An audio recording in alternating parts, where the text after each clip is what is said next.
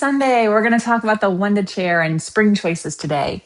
I'm obsessed with the Wunda Chair, and I love this question because it is tricky, especially depending on if you're a client. Maybe teachers don't explain to you how to choose your springs unless you do like a private session.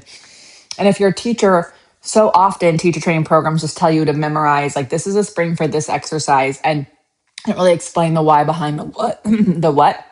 So I feel for you. You are not alone. My first training also I will say they gave me one quick tip, which I'll always share with people, just that the pedal does not have to move.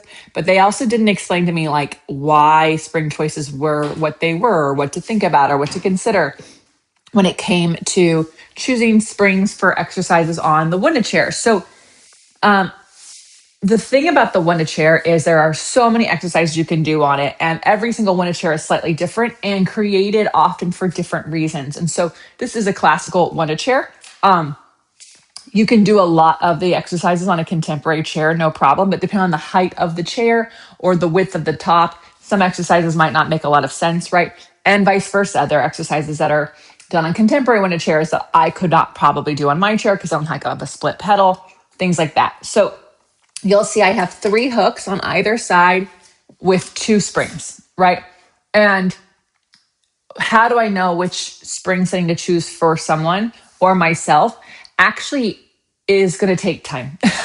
The short answer is it's going to take time. The better answer is what is the goal of the exercise, and is the client actually ready for the exercise we're giving them? So for example, if I'm giving someone the pull-up here on the Wunda Chair, if you have my chair flashcards, you'll see I have a suggestion for the spring setting, which would be 1 bottom and 1 top. Now, if you're working with an 𝐒𝐿 chair by Balanced Body or any other chairs out there in the world, they often have 4 hooks. So 1 bottom, 1 top would be a 1 and a 3. That 4th hook, I actually treat as a high chair setting. And again, if you have my my flashcards, then you'll see that I have ways to make your Wunda Chair feel like a high chair. But that 4th top hook makes it heavier. So the springs, if I put the heaviest spring setting on this chair would be 2 tops. The next heaviest would be a top middle. The next heaviest would be a top bottom. Most of the exercises where your feet are on the pedal, not all, but most, you're going to start with a top and a bottom, or a 1 and a 3. Then I can go lighter. I can go to a middle bottom. That same pull-up exercise for someone who is more petite might require a 1 and a middle, a bottom and a middle. For me, I'm not a petite person at all, but I actually do pull-ups on 2 bottoms, so it's even lighter than a middle bottom. Lighter than that would be 1 top. Lighter than that would be 1 middle. Most of your exercises where your hands are on the pedal are going to be 1 middle, not all, but most. And then 1 bottom is going to be the lightest, right? So that's how, and then even lighter being no springs. So how do you know which springs to choose? Well, it's good to know defaults. So if feet are on the pedal, 1 top, 1 bottom, 1 and a 3.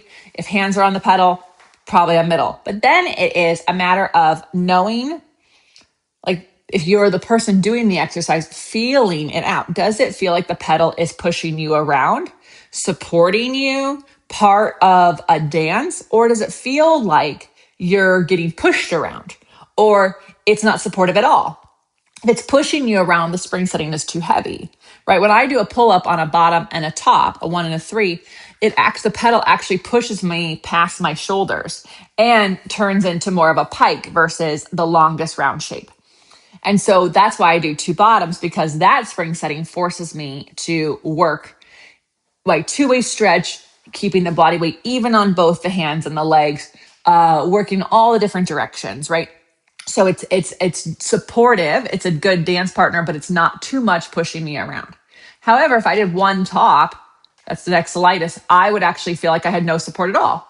I wouldn't have a good dance partner. So you want to actually you as a teacher, if that's what you are, you want to be able to see, does this look like this pedal is actually working with the client?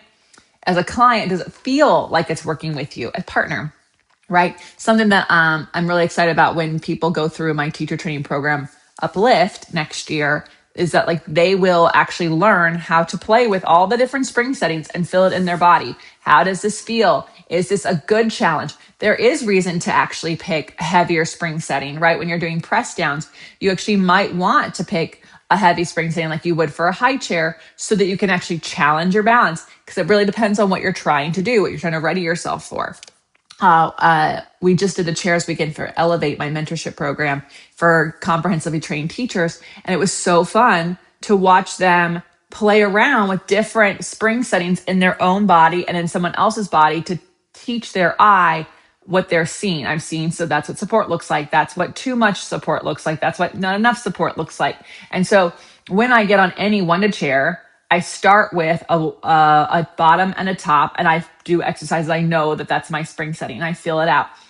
Oh, this chair feels like that's too heavy or that's too light. It really helps me be able to use all different types of chairs when I go on my tour, right? In a couple weeks, we're literally kicking off the tour a month from today. When I go and I do that, I really do play with some exercises. I know what my spring setting is so that I can change it for the people in my class based on what I'm anticipating and feeling like in my own body. And that's really important. I find a lot of teachers don't have enough internal connection to equipment so that when they're on different types of equipment, they actually don't know how to choose what the right spring settings are. And this applies for the reformer or the Cadillac or a tower.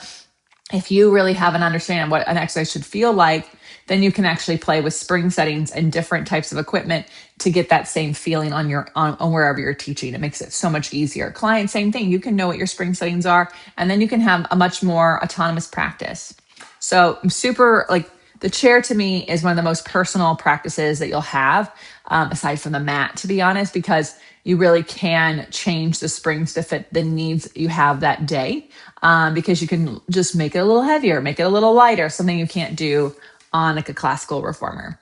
So if you are interested in our tour, because we only have a few cities with space left, we have space in Nashville, Knoxville, Greensboro, Augusta, Huntsville, Birmingham, Frisco, El Paso, and Vegas. So we have one spot left in Atlanta. If you want to come to a class and a workshop, you want to look at Knoxville, Greensboro, North Carolina, Augusta, El Paso, and last chance on Vegas. Vegas has one class spot left and a few workshop spots left. You can go to opc.me/tour for that. If you want to be on the waitlist for my future teacher training program, Uplift, you can go to xxll.co/UWS. And if you want to get some information on my mentorship program, if you're already a comprehensively trained teacher, this week we're actually doing a live Q&A fun mat class. You can go to lesleylogan.co/𝐿EVATE to get more information. But that class will be live. We'll have a bunch of grads coming to share why you should do 𝐿EVATE.